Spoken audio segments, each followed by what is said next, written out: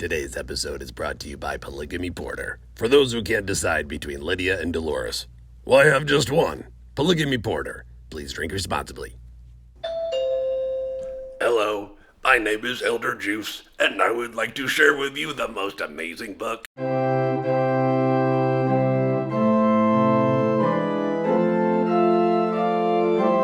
On this episode of the channel for the recently deceased, I find myself in Salt Lake City because, I'll be honest with you, I want to know more about the secret lives of these Mormon wives. But I also want to track down the city's most haunted buildings, including this one behind me, the Fear Factory, which was once the old Portland cement factory, now the city's largest haunted attraction. That's right, they put a haunted house inside a real haunted factory. So during the Portland cement factory's manufacturing heyday in the 1800s, this place was an industrial hellscape for workers. Employees could fall prey to the dangerous working conditions left and right, from boiling vats of chemicals to bone-crushing grinders and live wires. The agonizing manner in which victims died is nothing short of excruciating.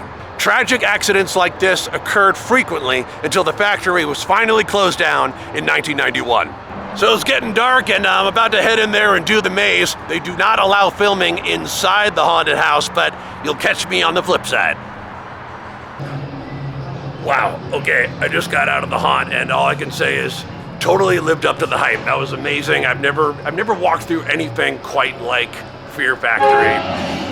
The amount of detail to every room, and because this is in an old cement factory, you're walking upstairs, you're walking downstairs, all these different levels. You know, most mazes that you go through around Halloween, they're completely flat. Not this place. At one point, I'm walking up on a catwalk about 60 feet above the ground, and you can look down and see other people walking around, and I'm a little bit agoraphobic, so that one got me. I gotta tell you. Whoa, my gosh! Whoa, my gosh! What do we got here? You got me too! What's your name? Nurse Wretched, here for your checkup. Nurse Ratchet, I like it. It's Wretched. Wretched to see me. Oh, sorry, I thought I was Nurse Ratchet from One Flew Over the Cuckoo's Nest. Oh no, she's trying to copy me. I love it. Hey, I'm just hanging around. What are you doing? So I'm standing here next to Spencer. Spencer, and what is your position here at Fear Factory? I'm the GM equity owner. And how long have you been working at the factory? I've been here since, it's been almost 11 years now. 11 years. Now, how old is this haunt? Did it start 11 years ago? No, it started, it was purchased by our majority owners, by the Dunfield family in 2011. Okay. And from 2011, from there, it just became bigger and bigger and bigger and bigger. And now we have almost 350 employees. And I mean, you got to see 90,000 square feet. Like, it's a beast. Yeah, and how long was it? I mean, it must have been like 20, 25 minutes I was walking through that thing. Easy.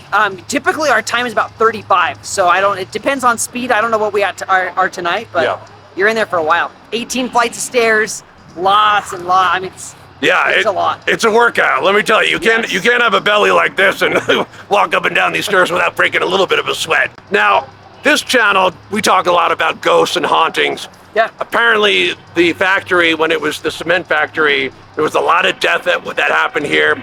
What can you tell me about the ghosts that haunt this place currently? Yeah, so we have a lot of documented deaths that are here on property. Thankfully, none of them has happened since we were here at factory. But there's still a lot of fun things that happen. So I can tell you story after story between our construction crew. My dog, in fact, I had my dog here 2 weeks ago, and it's so cute because she follows me everywhere throughout the whole place. We have 3 silos, and she will not go in all 3 of those silos. Like, she literally just stands there, like, even like dead summer heat, 100 degrees outside on the asphalt, and she's like, I'm not going in there, Dad. So you gotta trust your pets. That's right. Yeah. They know everything. I mean, it's like, you have the typical stuff, like you either hear stuff, you feel stuff, you smell stuff. It's fascinating. Are they smelling like old cigarette smoke? Are they smelling like cement or what? It depends. Some of it is like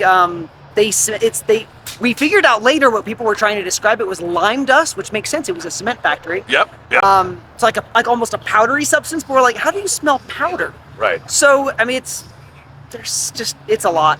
There's a lot of fun stuff. And then it's questionable, very questionable. Right.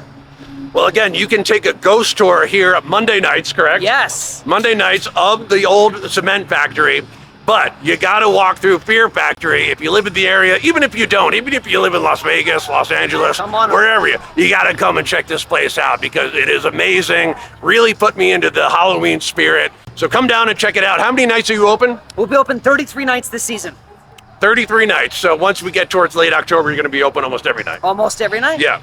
Cool. I appreciate you talking to me. Heck yeah. Yeah. Welcome. Awesome. Thank you, Spence. We have a very special guest. I'm standing here next to Sarah Jamieson, who is the owner of Grimm Ghost Tours, which gives ghost tours of not just Salt Lake City, but also of the old cement factory where Fear Factory is. So, Sarah, tell me, how did you get into this line of work? How old is Grimm Ghost Tours?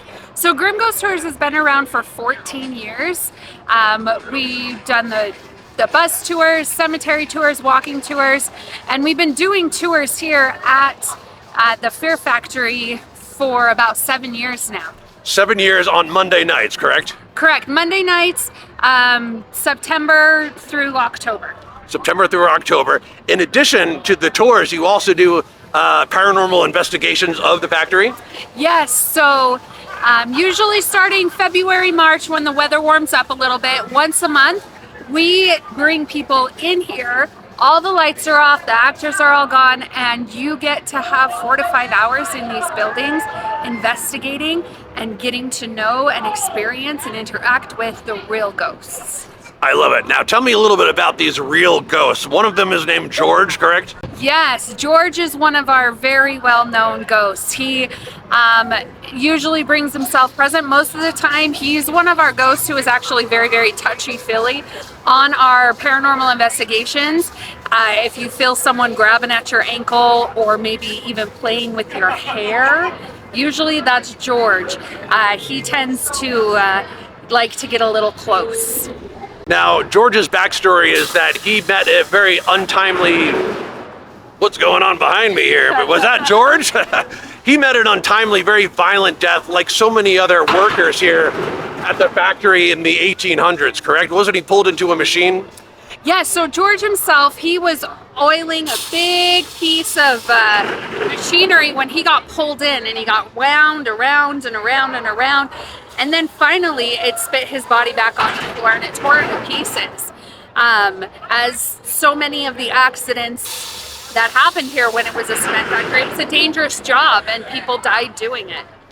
But also, like, just walking through this factory, you can tell what it must have been like 100 years ago when these poor workers were here working at this place. It must be a pretty spooky place at night for not only you doing these investigations, but also for these actors working here late at night. Right, I can only imagine. We have had so many different things happen. So as we're taking tour groups through, you know, people will see shadows in front of them, and we already know that we're the only ones in the building, so it's not anybody else. They've had hearing things like people walking on the catwalk when we're down below. We even once had somebody who all of a sudden walked into a room and he got so violently ill he had to run out and throw up. You were saying before that the activity ramps up during the Halloween season when the Fear Factory is in operation, right? Because the rest of the year it's somewhat quiet, I would think.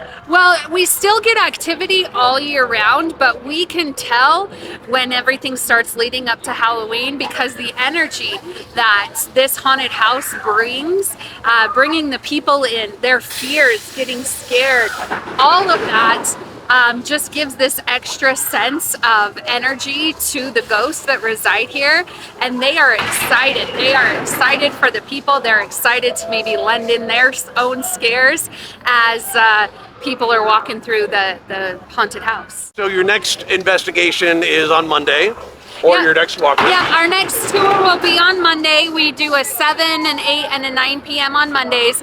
And then we have an investigation. As I said, we don't do them in October or September because they're busy with their haunted house. But we'll have one more the very beginning of November, and that'll be our last chance to investigate until the next season starts. Well, Sarah, thank you so much for meeting with me here tonight, and I will post all the information about how people can take your tour, Grimm Ghost Tours, here of Salt Lake City.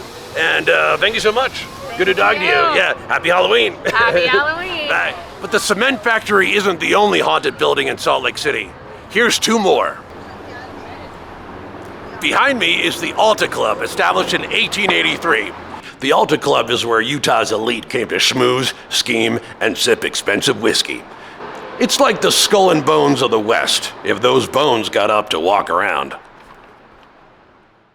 So apparently during the Great Depression and Prohibition, this place used to host a lot of speakeasies and even had slot machines. Oh boy. But what about the ghosts? Well, in the 1950s, one overindulgent member fell asleep on the third floor holding a lit cigar. Needless to say, that resulted in a fire which took the man's life and almost burned down the entire building.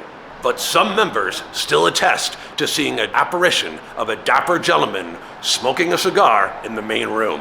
Oh no, thank you. I'm trying to cut down myself. Now, this imposing-looking Victorian behind me is the McCune Mansion, built in 1901 for Alfred and Elizabeth McCune. First-hand accounts of a little ghost girl are not uncommon here. She's a mischievous ghost who likes to rearrange wedding decorations and has been seen emerging from a floor-to-ceiling mirror in the drawing room and mingling with guests. She's believed to be a student when the building was the McCune School of Music and Art in the 1920s. Those who see her attest to her innocent and protective energy, except for one electrician who claims the girl emerged from the mirror to observe his work with coal black eyes and gave him such a fright he refused to return to the mansion ever again. So there you go, that was a little tour of haunted Salt Lake City, including the world-famous Fear Factory. Come on down here and see it. Now, you've been watching the channel for the recently deceased. Be sure to hit that like and subscribe button if you haven't done so already. And remember, never trust the living. Bye.